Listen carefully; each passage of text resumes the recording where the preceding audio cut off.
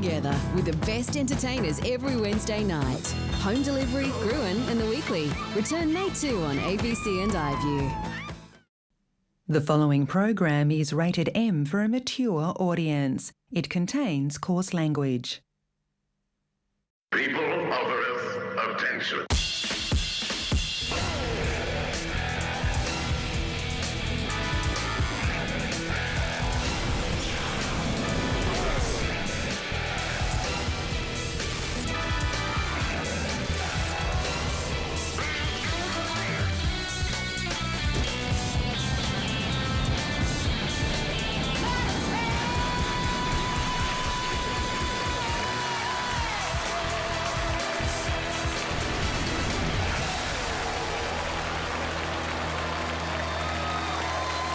Thank you, Brett. Well, according to the latest news poll, if an election were held this week, Labor would have got in. Unfortunately, Labor didn't get their act together and arrange one, so it's another missed opportunity. They're, what is it now? They're 30th. So, the government dodged a bullet there. But, according to the latest Ipsos Fairfax poll, though, voters don't want the Liberal Party to change their leader. The government, therefore, find themselves in something of a cleft stick. Do they defy voters by trying to win them over by changing their leader, or do they try and win the voters over by defying them and keeping the leader who voters say they prefer as leader of a party they won't vote for? It's an interesting question, isn't it? And you can find it on our website as part of our online poll, which we encourage you to take because, well, online is where it's all at these days, isn't it? Yeah.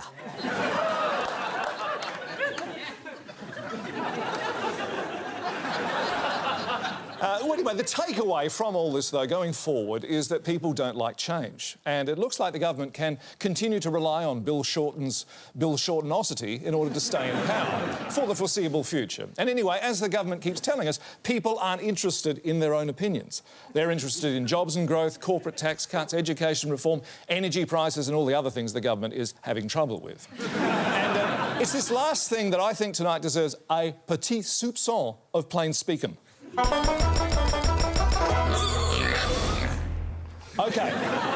Now, the looming closure of the Liddell Power Station in 2022 could be a major embarrassment for Malcolm Turnbull, coinciding, as it would, with the government's 240th consecutive news poll loss. Prominent backbencher Barnaby Joyce accused Liddell's owners, AGL, of wanting to close the plant so it could jack up power prices across Australia. They put up the price of power and they make more money from fewer assets, and guess who pays for that? You do. OK, Yes, Lee Sales pays for it. I must have seen her salary. Barnaby went on, though. And your listeners. Oh, I see. OK. So it's Lee Sales and those who listen to ABC TV. So those of you sickos who watch me with the sound turned down... hang on a sec. Here we go.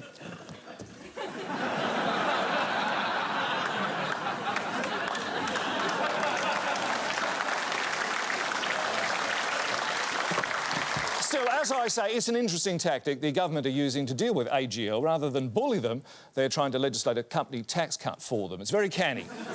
Very canny. Bring them inside the tent we'll all be living in when we run out of power. Now, Barnaby, as you may know, is part of the Monash Forum, which is a kind of a...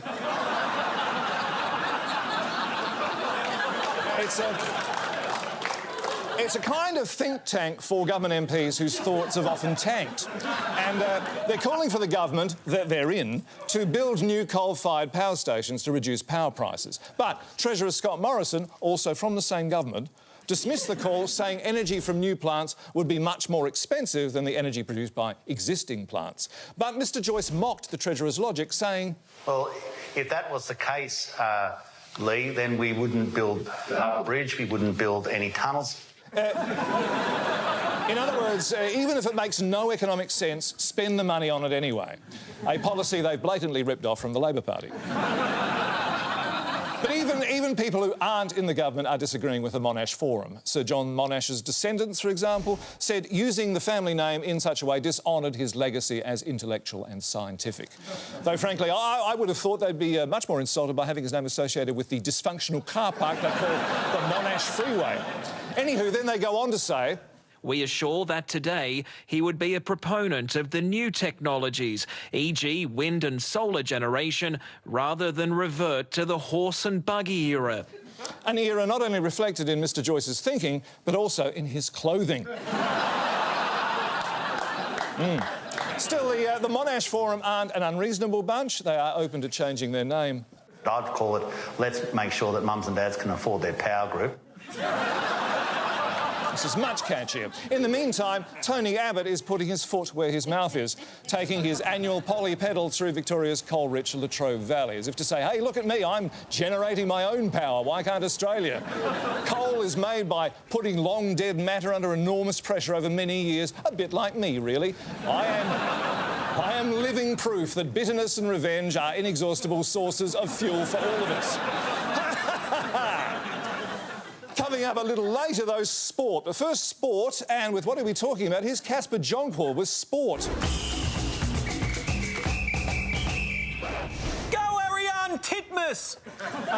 Casper, like many Aussies, I bet you're enjoying the Commonwealth Games at the moment instead of watching us. Never mind that. I agree with Pauline. What an insult to the spirit of colonisation that opening ceremony was. If I wanted to watch an Aboriginal person rapping for 20 minutes, I would have bought a giant dot painting from the Burunju Art Gallery and told them it was a birthday present. Well, Senator Hanson was highly criticised for her... I've never seen Charles and Camilla look so bored, although obviously I wasn't with them on their honeymoon, so it's hard to be certain. I rang Clarence House and volunteered to be page boy at their wedding. They said, oh, it's got nothing to do with you.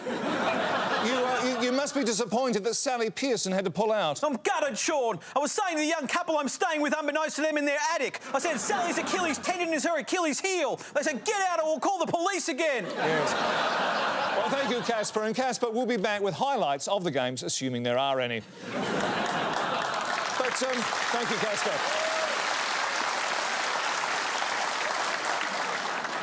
But I do want to get back to the negative news polls, if I may, because even though Malcolm's 30th has been dealt with by ignoring it, what about the ones to follow leading up to the next election? The inevitable party room spill now hangs over Malcolm Turnbull like a sword of Damocles in a flaming paper bag full of dog turds with his name on it. But seriously, who would want to replace him?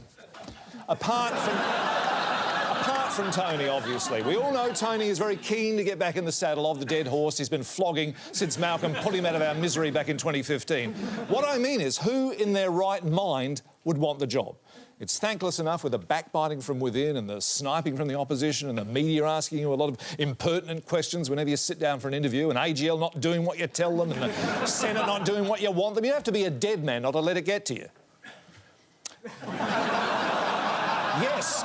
Yes, apparently, according to the ever-reliable Daily Mail Australia, there are whispers of a Peter Costello comeback, with senior Liberals urging him to challenge. Mind you, they're just whispers. But what juicy, gossipy, scandalous whisper... Can't read the order queue. And who, I wonder, are these senior Liberals urging him to challenge? And that makes sense, doesn't it? The Duke of Gloucester there uses his honeyed words to talk Peter into murdering the King. Meanwhile, Tony's working to build support to run for leader again when the coalition lose power at the next election. Which, if Tony's advising Peter, they most certainly will. Still very canny of Tony to keep his powder dry and not let anyone know his ambitions too early. Former Chief Advisor to Tony Abbott, Cheryl Bumph.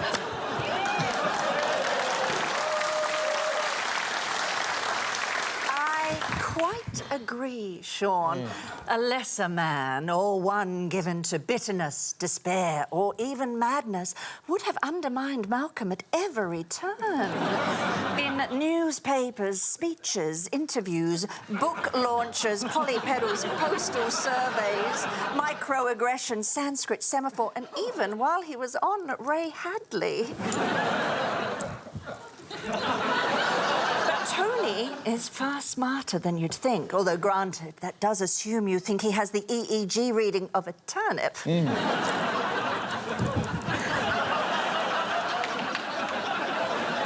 But is Tony the right person to be the coalition's opposition leader? Current Chief Advisor to Tony Abbott, Wayne Coghill. Sean, Tony is the best opposition leader Australia's ever had.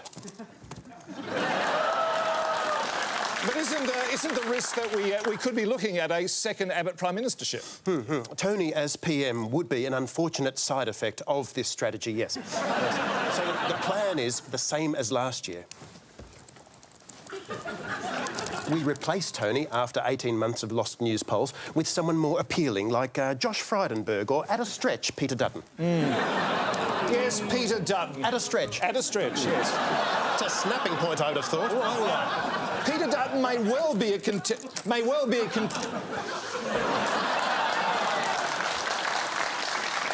Dutton may well be a contender, according to the whispers, this time from online journal Pedestrian TV, who last week implied by sly innuendo that fucking Jesus Peter Dutton was reportedly circling a bid to knife Turnbull.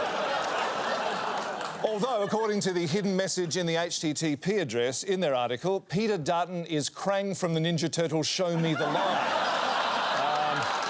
So maybe not. Anyway, later on in the show, I speak to a guy who reckons he's definitely heard something about Peter Dutton's leadership ambitions from a very reliable source. Yeah, it's complete bullshit, Sean. Although, to be fair, Peter himself has addressed the question of his prime ministerial ambitions, revealing that he wants to be Prime Minister one day. And I reckon that'd be long enough.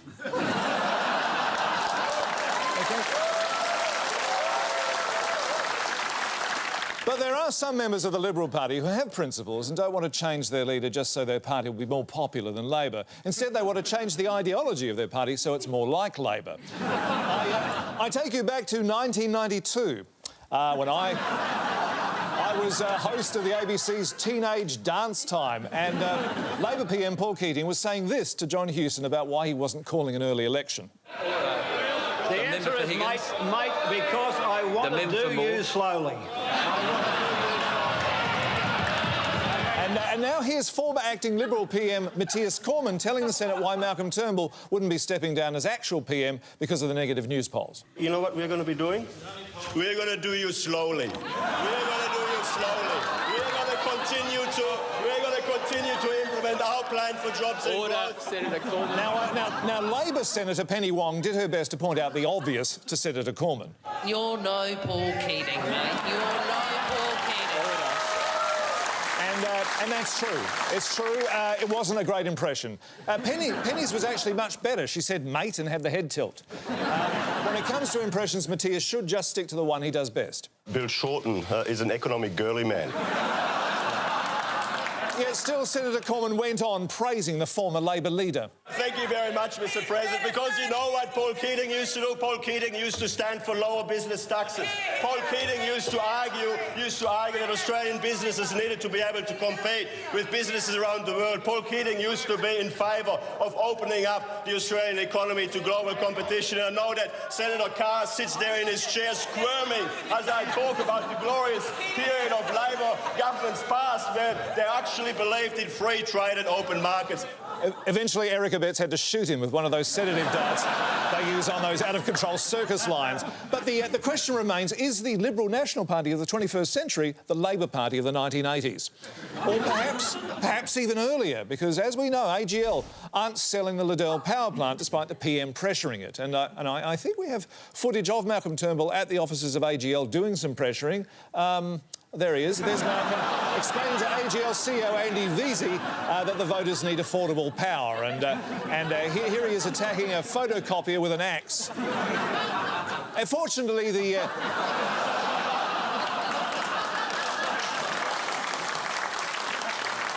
fortunately, the LNP's George Christensen has a plan B. He's called on the government he's part of to forcibly acquire the power station. Now, you see, the idea of a government seizing private property for the state, again, is Labor policy from way back, just after the October Revolution in 1917, in fact. The glory days, yeah. All them cornfields and ballet in the evening.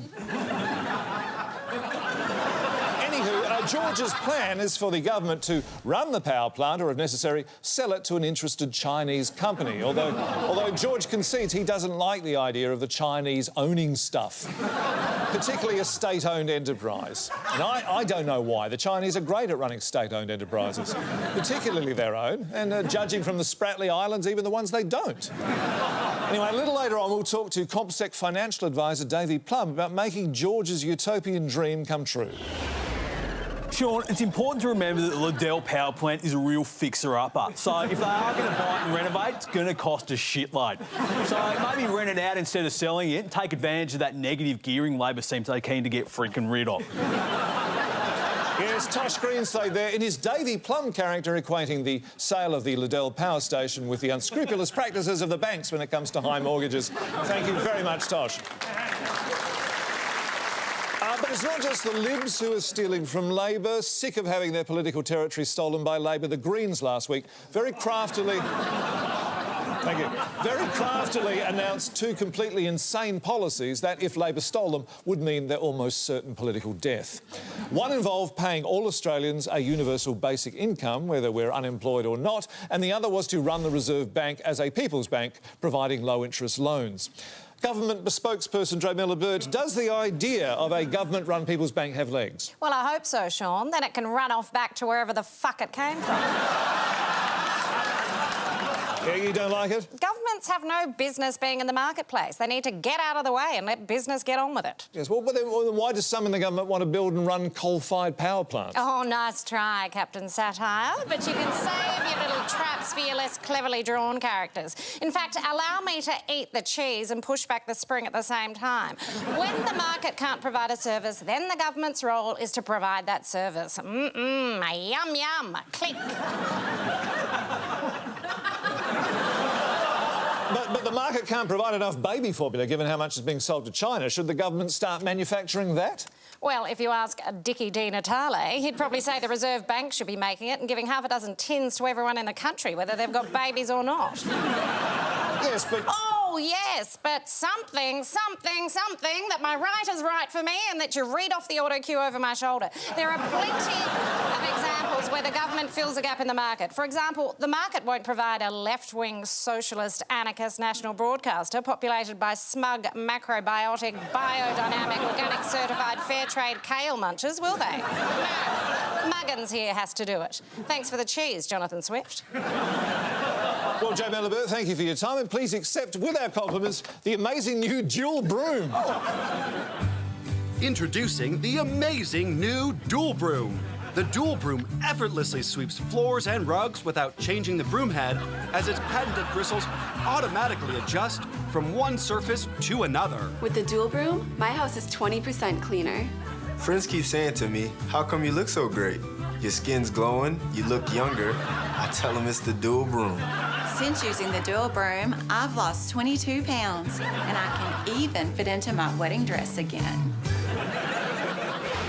He is back, doing what he does best. So, Vicky, you're a public servant. You're boring and uninteresting. Casper Jonkel is asking all the right questions. I'm a tax accountant, Casper. That doesn't sound very exciting. What an idiot you are for having that as a career. To all the wrong people. Your special subject is your cherished childhood collection of Matchbox cars.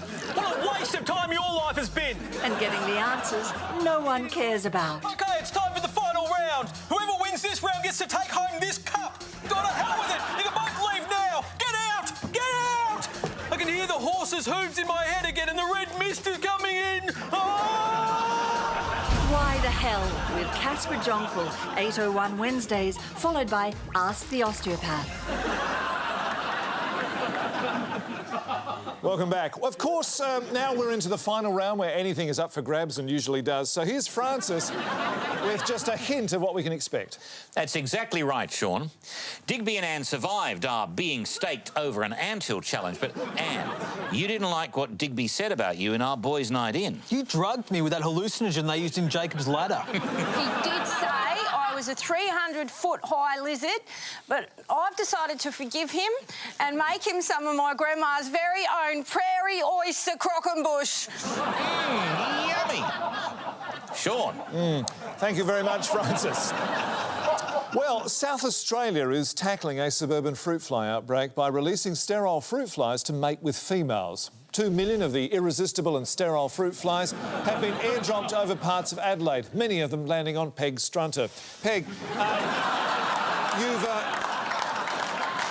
Peg, you've been moved by the plight of these intolerable pests, haven't you? Oh, Sean, it breaks my heart to see these young, infertile fruit fly couples, none of whom can afford expensive IVF treatment. And I just think sterilising the males is a very sneaky way of dealing with the problem. It's like ball tampering, isn't it?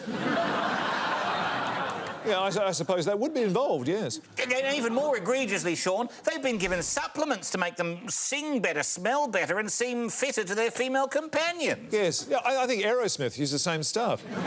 So what actually happens in this process? Well, the sterile males breed with the females until the females become outnumbered and they all die out. And I understand the government's looking at whether this strategy can be applied to other areas. Yes, to the unions, the Greens and the ABC. I tell you, Sean, I'm disgusted by the whole practice, and that's why I'm offering my services to any fertile male fruit flies out there as a surrogate mother to carry their larvae. And you're attracting a lot of interest with this. Oh, yes, Sean, there's a real buzz around me. And coming up a little later on in the program, Pauline Hanson's new gardening segment. I know this sounds funny, but believe it or not, this was once my pride and joy. This was my veggie garden. I used to come out here every morning. All I see now is, apart from some of the herbs I used to grow, there's rosemary. Here we got lemongrass, weeds, more weeds. And more of Pauline's derelict garden later on. And if you'd like to see more of the shorts Pauline was wearing, I don't think you're alone.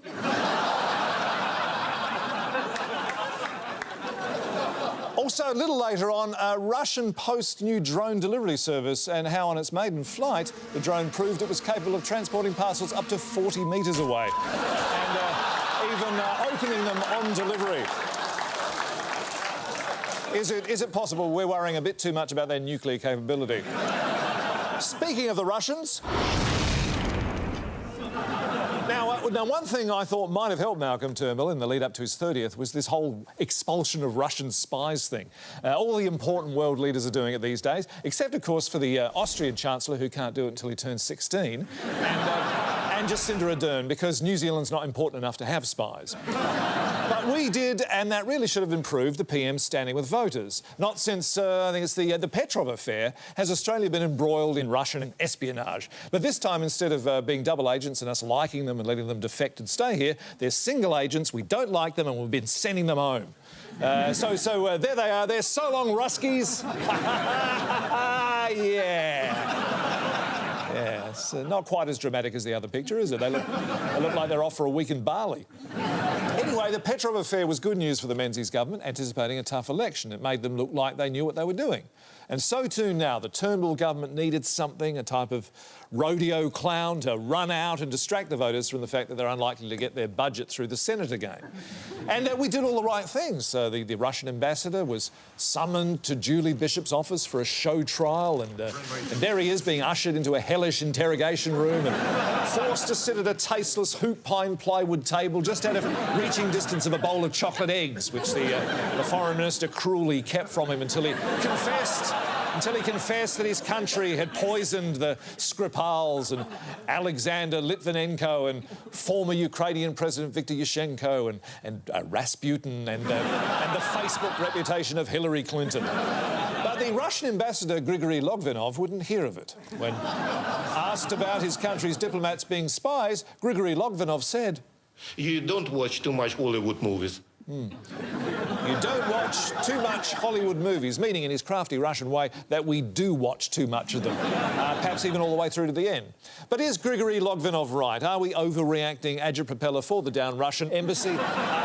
Dr. Yuri Andreevich Zhivago. Yes, I think so, Sean. And how did you react when you heard the news? Like this. Exactly. Wow. But listen, Sean, history is littered with the corpses of political also-rans.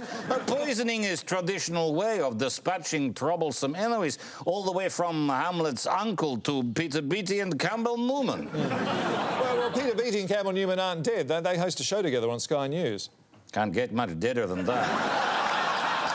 Yes, that's true. But all this business of you Australia sending home 2 spies is embarrassing for you. UK sent home 23 spies.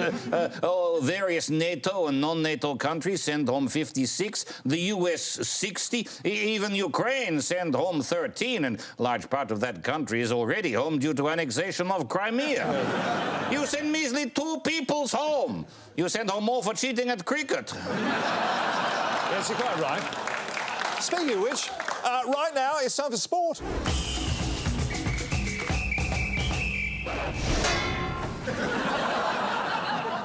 Now, I was pleased to see that all of Australian cricket's Los Trios Diablos have now accepted the punishment meted out by Cricket Australia, and we can now get on with rubbing vitamin E cream into our scarred national psyche. Because regardless of whether you love cricket or not, it's part of us, isn't it? We've all heard of the cricketing greats, from W.G. Grace, the great Imran Khan, Chris Tavares, and of course, Don Bradman's Invincibles. As well as its heroes, cricket has had its share of infamous moments too, whether it's the stink caused by Trevor Chappell's underarm or Dennis Lilly's aluminium leg, or whatever the freak this is. So he redeems himself. Oh, no, he doesn't.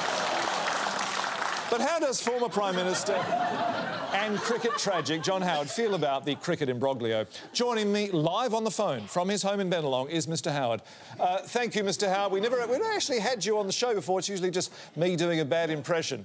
I know. It's a pleasure to be here, Sean. I enjoy watching Mad as Hell on a Wednesday. Jeanette's not too keen on it. She goes off to the rubbers room to watch the wrestling. Oh, so you got a TV in the rubbers room? No, we haven't. Now, I know you were a big Donald Bradman fan. Oh, I still am, Sean. I had the great pleasure of meeting the Don just before he died. In fact, I may well have been the reason he passed away. I had gone over to his house to get him to sign approximately 1,000 pieces of memorabilia when Lady Bradman told him I was downstairs. He apparently jumped out of the window. And how do you think he would have reacted to this whole ball-tampering fiasco brouhaha? Well, knowing the Don as well as I did, which was pretty well considering we barely met, I think he'd have been spinning in his grave like a turbine. He'd have been burrowing his way out of the grave to rise again from the earth and wreak vengeance on all those who had sullied the good name of Australia's greatest sport. He would have haunted them, do you think? He would not rest until they had paid for their sins in blood. Mr. Howard, would he have done this as a skeleton or as a ghost, do you think? Oh, it's hard to be certain about these sorts of things, Sean. His body was previously interred in Centennial Park Cemetery in Adelaide, so I think not having a corporeal presence would enable him to travel interstate with greater ease. What do you mean, was interred? Well, I'm a big fan of the Don that I am. I arranged to have his body dug up and transported to a crypt I'd built in my basement where I sometimes, when Jeanette's at book club or spin class or what have you, I will visit him in the dead of night and dance about with his bones. Sometimes strapping his skull on top of mine and driving through the neighbourhood singing "Our Don Bradman" at the top of my lungs while egging various public monuments. It'd be fair to say then that you think the Don would be disappointed in what's happened. Well, not inconsolably, of course, Sean. Now, you've got to keep a sense of proportion about these things. After all, it's only a game. Well, thank you very much, Mr. John Howard, ladies and gentlemen. Thank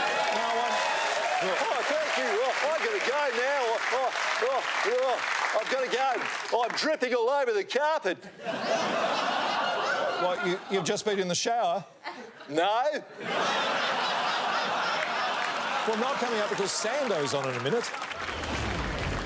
Astonishing footage reveals dinosaur extinction caused by fire from electrical fault. Shared laughter over mutual inevitability of never getting top job. And the busker who refuses to do what he demands of others. Get up, stand up. Stand up for your right. And finally, Australian researchers have invented a clock so accurate it only loses a second once every 40 million years.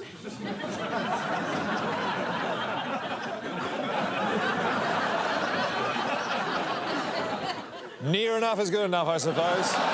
Goodbye. Giant baby.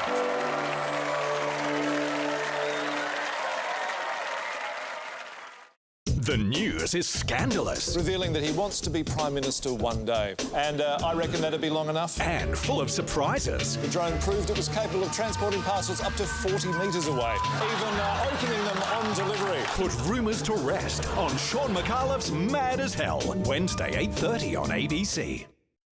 Get your binge on with some sweet new comedy. Why don't we recite them Oscar Wilde while we're at it? That should be boring. Because everyone who's anyone's going to be there. Wouldn't want to screw that up. The ABC Comedy Binge. Watch it now on iView. You better. Meet the Aussie job seekers. I'm looking for a job. Who think differently. My emotions get the better of me. They'll uncover their unique abilities. Done. Wow. To help them land the right job. Employable Me, Tuesday 8:30 ABC. All this April, catch the best of the fest on ABC Comedy with late night laughs, a fantastic all-female night of comedy royalty, and the Great Debate hosted by Magda Zabansky. This year's topic, we must go to Mars. Oh yeah, I'm going there. With a stellar lineup ready to launch. Don't worry, I'm a professional. The Great Debate, Sunday 8:30 on ABC Comedy and iView. It's like bringing up a child.